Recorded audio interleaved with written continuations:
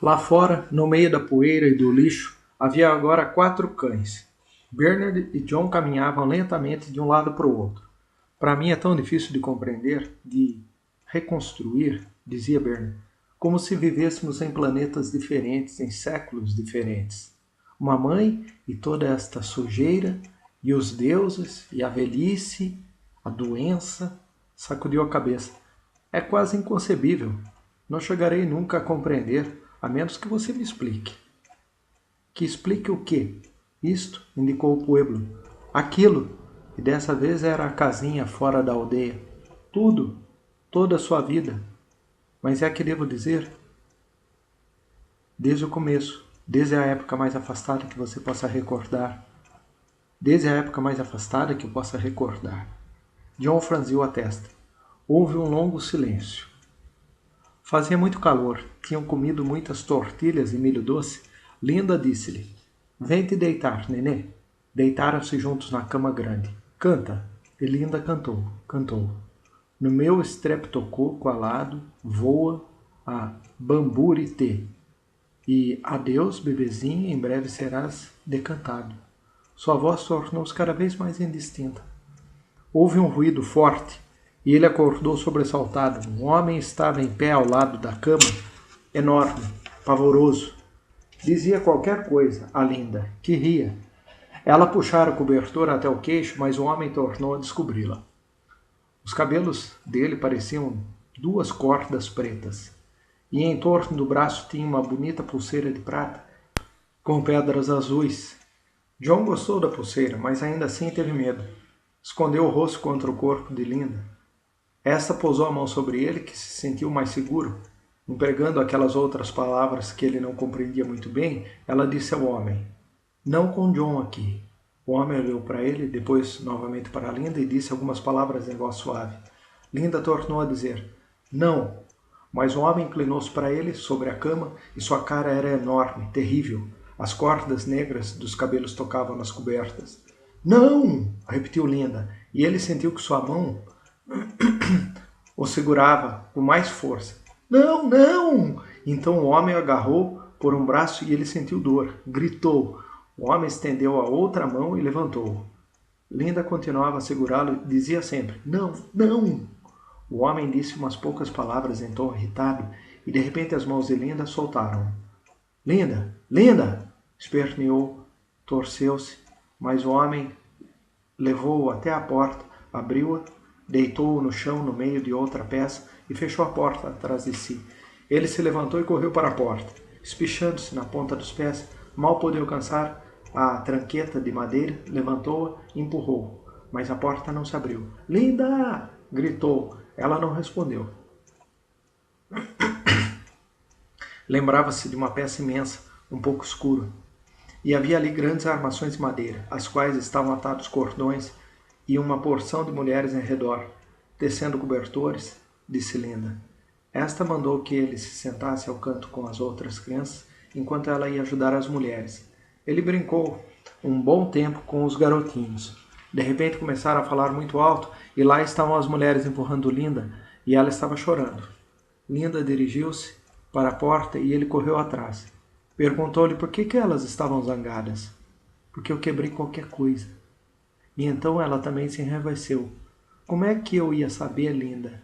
Com essas malditas máquinas de tecer, disse, selvagens nojentos. Eles então perguntou-lhe o que eram selvagens. Quando chegaram à sua casa, Popé estava esperando à porta e entrou com eles.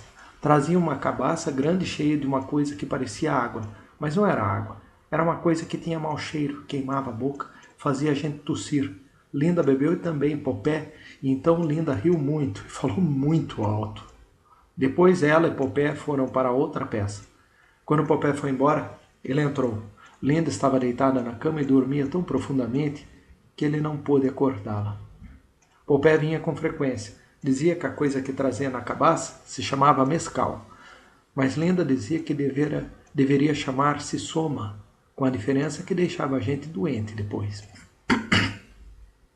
Ele detestava Popé, detestava todos os homens que vinham visitar Linda. Uma tarde que tinha estado brincando com as outras crianças, Fazia frio, lembrava-se, e havia neve nas montanhas. Voltou para casa e ouviu vozes irritadas no quarto de dormir. Eram vozes de mulheres, e diziam palavras que ele não compreendia, mas sabia que eram palavras horríveis. Depois, de súbito, craque! Derrubaram alguma coisa e ouviu gente ir e vir rapidamente.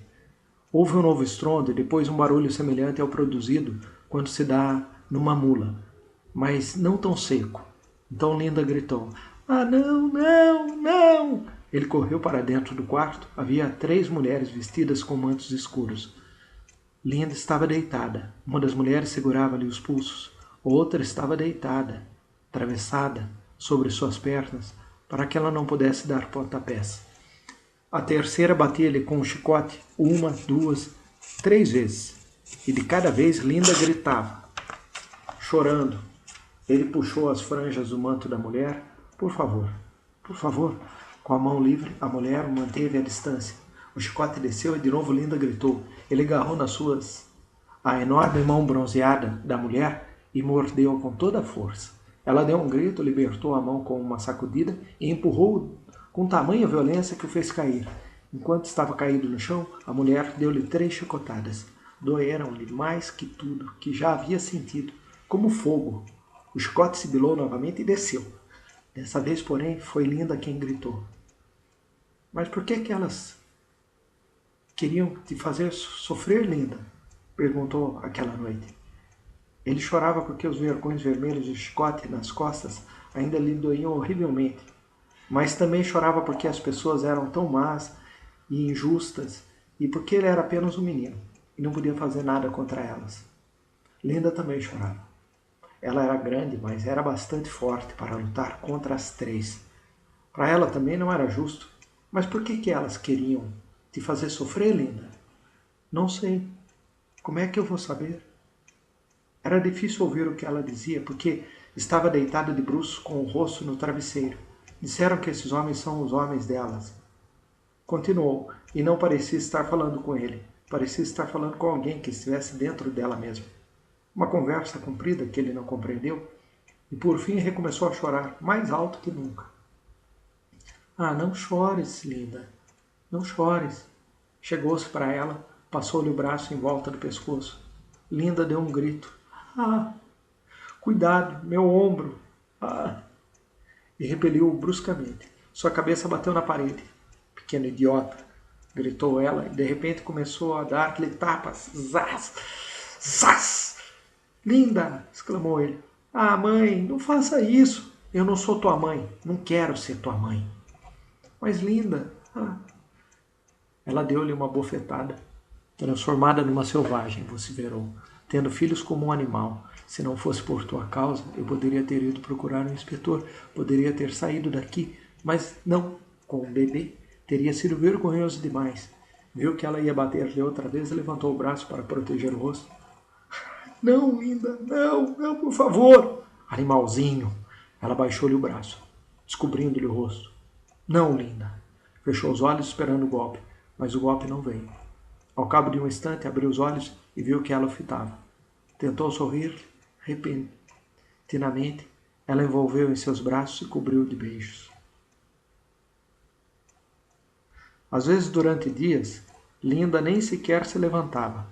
Ficava na cama, mergulhada em tristeza, ou então bebia o líquido que Poupé trazia, ria muito e adormecia.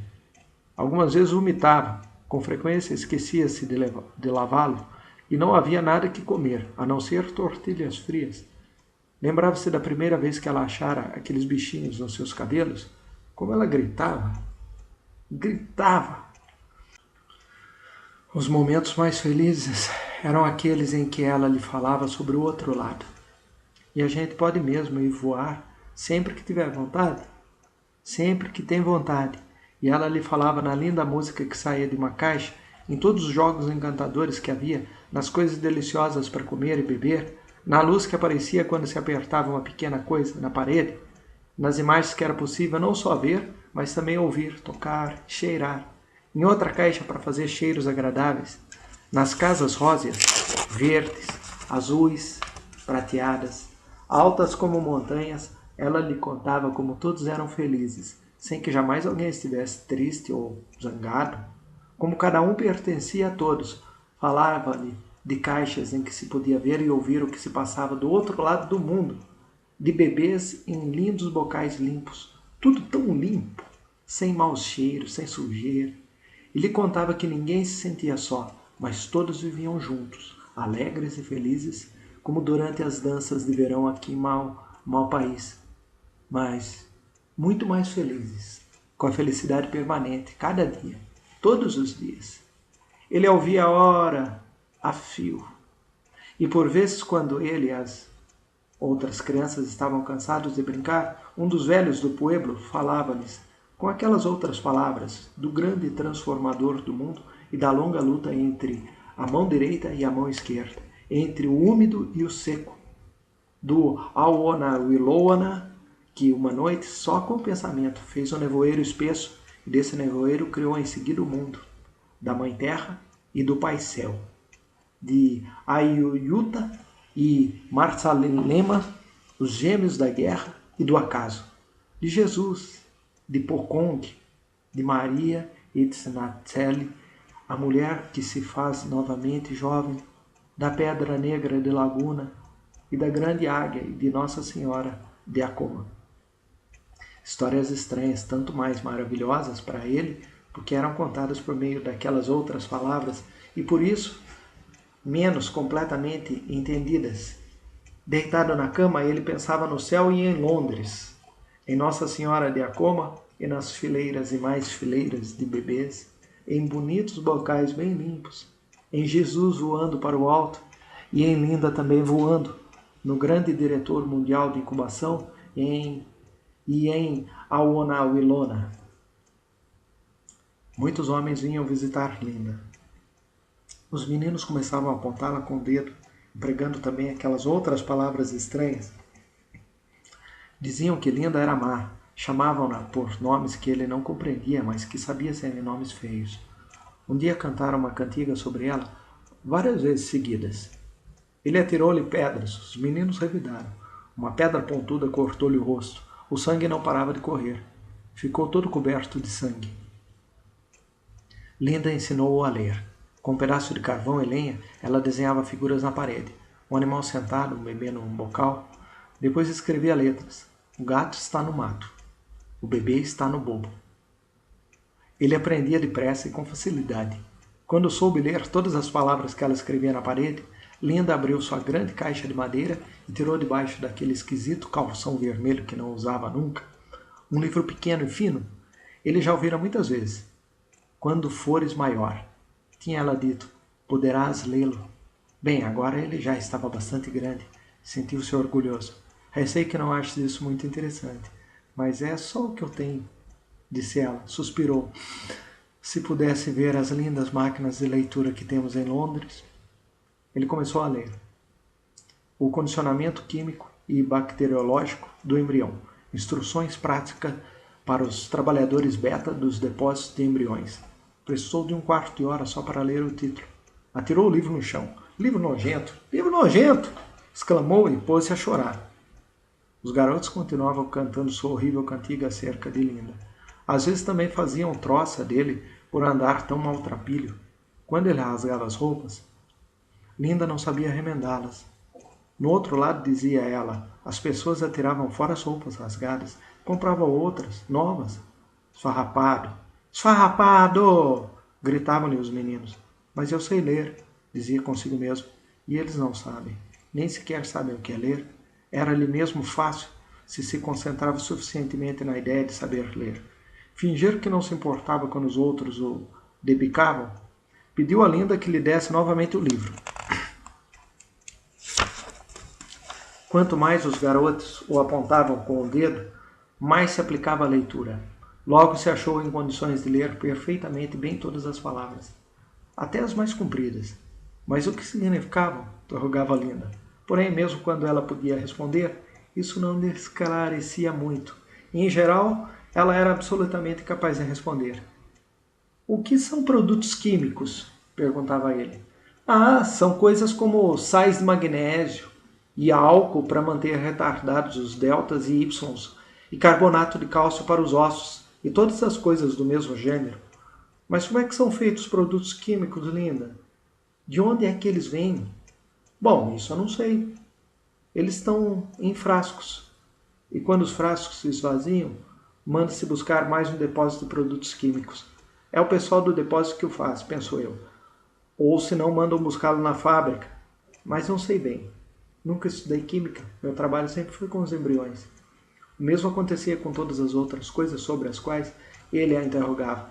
Linda parecia que nunca sabia nada. Os anciões do pueblo tinham respostas bem mais categóricas. A semente do homem e de todas as criaturas, a semente do sol e a da terra, e a semente do céu. Foi a Onawelona quem as criou todas, a partir do nevoeiro do crescimento. Ora, o mundo tem 4 matrizes, e ele depôs as sementes nas mais baixas das 4, e pouco a pouco as sementes começaram a crescer. Um dia, John calculou mais tarde, que devia ter sido pouco depois do seu 12º aniversário, entrou em casa e achou no chão do quarto de dormir um livro que nunca tinha visto. Era um livro grosso que parecia muito antigo. A encadernação tinha sido roída pelos ratos. Algumas páginas estavam soltas e amarrotadas. Apanhou e olhou a primeira página. O livro intitulava-se Obras Completas de William Shakespeare. Linda estava deitada na cama, bebericando uma xícara daquele horrível e mal cheiroso mescal. Foi Popé quem o trouxe, disse ela com uma voz espessa e rouca, como se fosse a de outra pessoa. Estava numa das arcas de Kiva, do Antílope. Dizem que estava lá há centenas de anos. Deve ser verdade, porque passei os olhos por ele e me pareceu cheio de bobagens. Incivilizado. De qualquer modo, sempre servirá para te exercitares na leitura. Tomou um último sorvo, pôs a xícara no chão, perto da cama, virou-se para o lado, teve 1 ou 2 soluços e adormeceu. Ele abriu o livro ao acaso. Ah, não, mas vai viver. Ah, não, mas viver. No suor fétido de um leito imundo, mergulhado na corrupção, acariciando e fazendo amor, por sobre a asquerosa pocilga. As palavras estranhas redemoinharam em seu espírito, reboando como um trovão que falasse como os tambores das danças de verão se pudessem expressar sem palavras. Como os homens cantando a canção do trigo, bela, bela de fazer chorar. Como o velho Mitsima pronunciando fórmulas mágicas sobre penas, seus bastões esculpidos e seus pedaços de pedra de ossos. Kiatla Tslu, Silu, Kiwi, Siloqui, Cicloqui, Kio, Silo, Tsil. Mas ainda melhores do que as fórmulas mágicas de Mitsima, porque possuíam mais sentido, porque era a ele que se dirigiam, porque falavam de modo maravilhoso e apenas em parte compreensível, em fórmulas terríveis e esplêndidas, de Linda deitada ali e ressonando, a xícara vazia no chão ao lado da cama, de Linda e de Popé, de Linda e de Popé.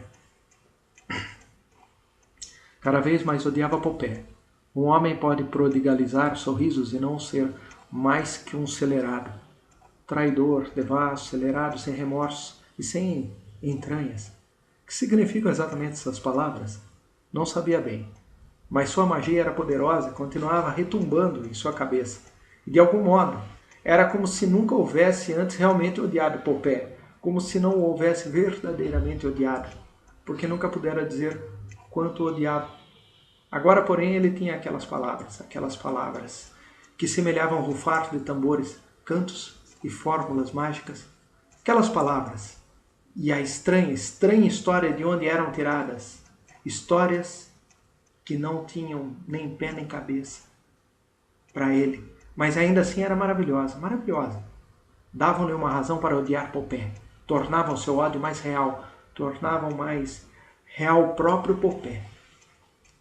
Um dia em que entrou em casa depois de brincar, estava aberta a porta do quarto e viu-os deitados na cama, adormecidos.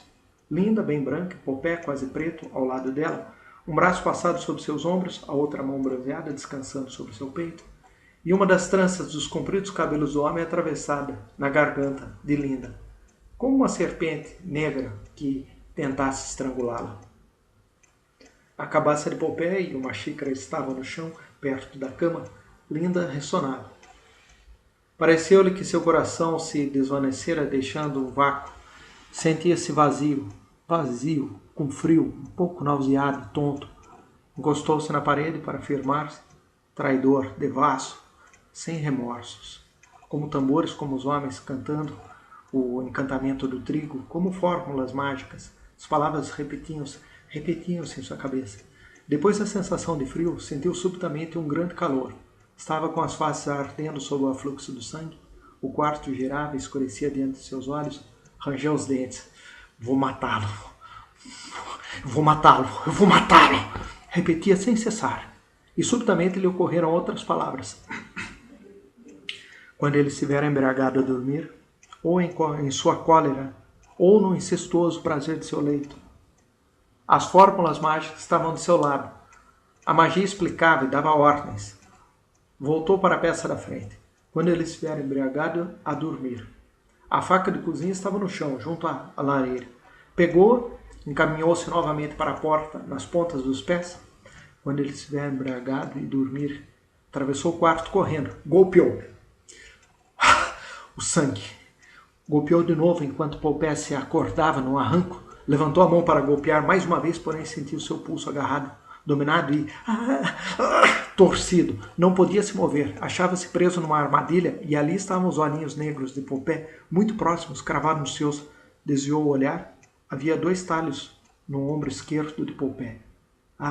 Olha o sangue! Gritou Ling. Olha o sangue! Ela nunca pudera suportar a vista do sangue. Popé levantou outra mão para bater-lhe e pensou. Retesou-se para receber o golpe. Mas a mão limitou-se a segurar-lhe o queixo e virar-lhe o rosto de modo que ele fosse obrigado a cruzar novamente o olhar com Popé. Por longo tempo, por horas e horas, de repente, não pôde conter-se. Começou a chorar. Popé deu uma gargalhada. Vai-te, disse ele, empregando as outras palavras, a dos índios. Vai-te, meu bravo, Ayuta. Saiu correndo para a outra peça a fim de esconder as lágrimas. Tens 15 anos, observou o velho Mitsima, nas palavras dos índios. Agora posso te ensinar a trabalhar a argila. Agachados na beira do rio, trabalharam juntos. Em primeiro lugar, disse Mitsima, tomando entre as mãos uma porção de argila úmida. Vamos fazer uma pequena lua. O velho amassou a argila para dar-lhe a forma de um disco. Depois recurvou os bordos. A lua tornou-se uma tigela rasa. Lenta e desajeitadamente, ele imitou os gestos delicados do velho. Uma lua, uma tigela e agora uma cobra. Mitsima preparou outra porção de argila fazendo um longo cilindro flexível. Recurvou-o em círculo e comprimiu contra o bordo da tigela. Outra cobra, mais outra, outra ainda. Rodela após rodela, Mitsima modelou o pote. A princípio estreito, depois largo. Estreitando-se outra vez no gargalo, Mitsima amassou, bateu, alisou e raspou. E eis que o objeto surgiu, enfim, o jarro de água usado em mau país, quanto à forma, porém, de um branco, leitoso em vez de negro e ainda mole ao tato. Paródia disforme do de Mitsima. O seu perfilava-se ao lado, olhando os 2 potes. Teve que rir. Mas o próximo será melhor, disse, e pôs-se a umedecer outro pedaço de argila. Modelar, dar forma, sentir os dedos adquirirem mais destreza e poder.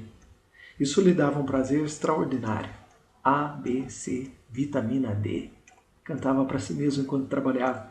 No fígado o óleo, o bacalhau no mar. E Mitsima também cantava. Uma canção sobre a matança de um urso. Trabalharam assim todo dia e durante todo o dia sentiu uma felicidade intensa, absorvente. No inverno que vem, prometeu o velho Mitsima, vou te ensinar a fazer um arco. Ficou de pé muito tempo diante da casa. Finalmente, cerimônias que se realizavam no interior terminaram. A porta se abriu e eles saíram. Kotzlu vinha na frente com o braço direito estendido e a mão bem fechada, como se tivesse nela uma joia preciosa. Também com o braço estendido e a mão fechada, Kiakimé seguiu. Caminhavam em silêncio, e em silêncio atrás deles vinham os irmãos, as irmãs, os primos e todo o grupo dos velhos. Saíram do pueblo, atravessaram a mesa, na beira do penhasco detiveram-se, de frente para o sol nascente. Kotzlu abriu a mão, via-se na sua palma uma pitada de alva farinha de trigo. Soprou sobre ela, murmurou algumas palavras, depois atirou um punhado de poeira branca em direção ao sol. Kikiamé! Fez o mesmo. Então o pai de Kikiamé adiantou-se e, brandindo um bastão de orações guarnecido de pernas, fez uma longa prece e atirou na mesma direção da farinha. Acabou-se, disse o velho Mitsima em voz forte. Estão casados. Bem, comentou Linda, enquanto se afastavam, o que posso dizer é que essa gente faz muita encenação para tão pouca coisa. Nos países civilizados, quando um rapaz deseja uma moça, simplesmente... Mas aonde é que vais, John? Ele não deu atenção ao seu chamado e continuou a correr, para longe, para qualquer lugar onde pudesse estar só. Acabou-se.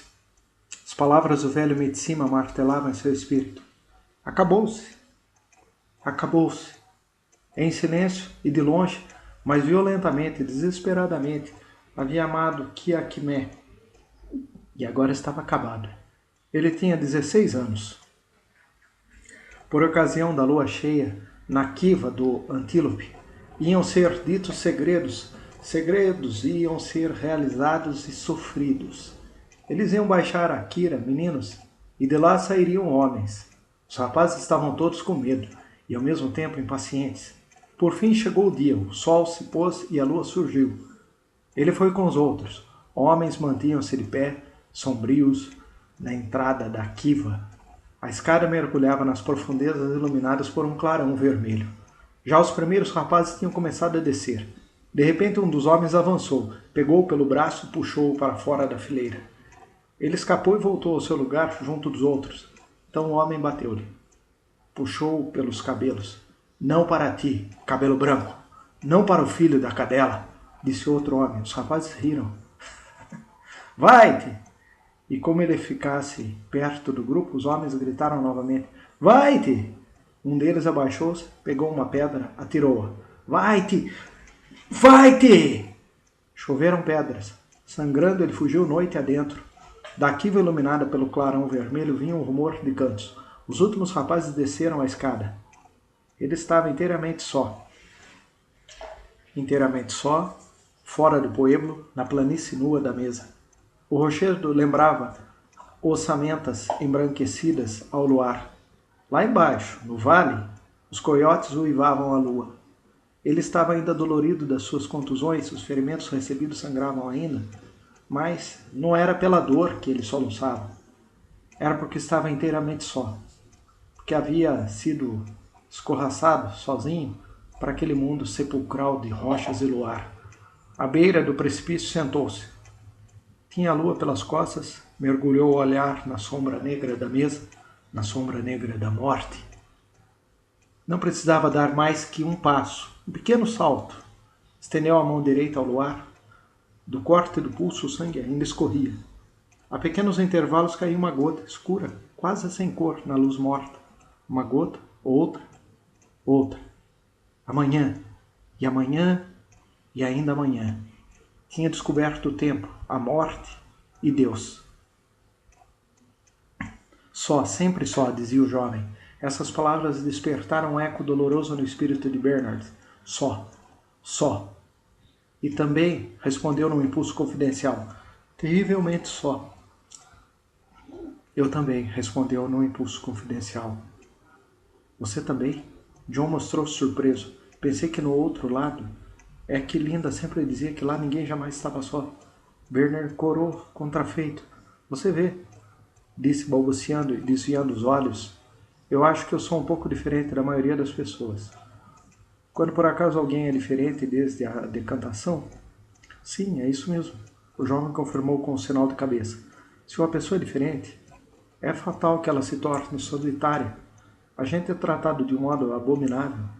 Acredita que eles me conservaram afastado de tudo? Absolutamente tudo. Quando os outros rapazes foram passar a noite nas montanhas, você sabe, quando a gente deve ver, em sonho, qual é o seu animal sagrado. Eles não consentiram que eu fosse com os outros. Não quiseram me revelar nenhum dos segredos, o que não impediu que eu o fizesse sozinho. Fiquei 5 dias sem comer, e então fui só. Uma noite, para aquelas montanhas, lá, apontou com o dedo. Bernard teve um sorriso protetor. Você viu alguma coisa em sonho? Perguntou. O outro fez um sinal afirmativo. Mas não lhe posso dizer. Calou-se uns momentos, depois, em voz baixa, prosseguiu. Um dia fiz uma coisa que os outros nunca tiveram feito. Fiquei em pé contra um rochedo, ao meio-dia, no verão, com os braços abertos, como Jesus na cruz. Para quê? Queria saber o que era ser crucificado. Suspenso ali, em pleno sol. Mas por quê? Por quê? Bem, hesitou. Porque sentia que devia fazê-lo. Se Jesus pôde suportar, e além disso, se fez alguma coisa de mal, por outro lado, eu me sentia infeliz. Essa era outra razão. Acho isso um modo bastante estranho de curar-se quando se é infeliz, objetou Bernard, mas refletindo concluiu que, afinal de contas, aquilo tinha algum sentido. Melhor do que tomar soma. Desmaiei depois de algum tempo, disse o jovem. Caí para frente. Viu o sinal do corte que eu recebi? E afastou da testa a espessa cabeleira loura. A cicatriz era visível, pálida e enrugada, na têmpora direita. Bernard olhou-a e depois, vivamente, com um pequeno arrepio, desviou o olhar. Seu condicionamento o inclinava menos à piedade que a uma profunda repugnância. A simples alusão a doenças ou a ferimentos era, para ele, não somente uma coisa apavorante, como, sobretudo, um tanto desagradável e até repulsiva. Tal como a sujeira e a deformidade e a velhice, mudou apressadamente de assunto.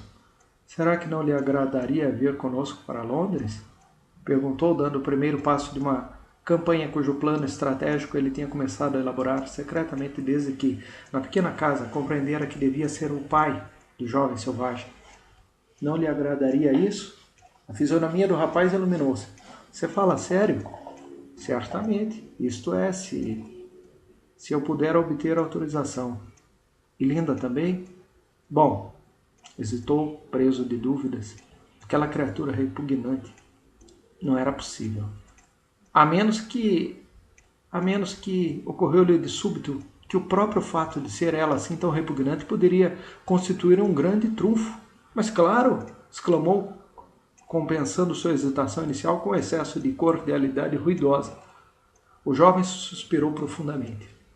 Pensar que vai se tornar realidade aquilo que eu sonhei toda a vida. Lembra-se do que disse Miranda? Quem é Miranda? Mas o moço, evidentemente, não ouvira a pergunta. Ah, maravilha! Dizia ele, seus olhos luziam. A fisionomia estava iluminada por um rubor vivo, como há que seres encantadores, como é bela a humanidade. Seu rubor se acentuou subitamente. Ele pensava em Lenina, num anjo vestido de viscose verde garrafa, resplandecente de mocidade e de cremes de beleza, rechonchudo, sorrindo benignamente. Teve um tremor na voz. Ah, admirável, mundo novo. Começou, depois interrompeu-se de repente. O sangue fugiu de seu rosto, que ficou branco como papel. Você é casado com ela? Perguntou. Se eu sou o quê? Casado, você sabe, para sempre. Disse. Para sempre, nas palavras dos índios, não se pode desfazer. Ford, não. Bernard não pôde deixar de rir. John também riu, mas, por outro motivo, riu de pura alegria. Ah, admirável mundo novo, repetiu. Ah, admirável mundo novo, que encerra criaturas tais. Partamos em seguida. Você tem às vezes um modo de falar bem curioso, disse Bernard, admirado e perplexo, encarando-o. E de qualquer modo, não seria melhor se você esperasse para ver esse mundo novo?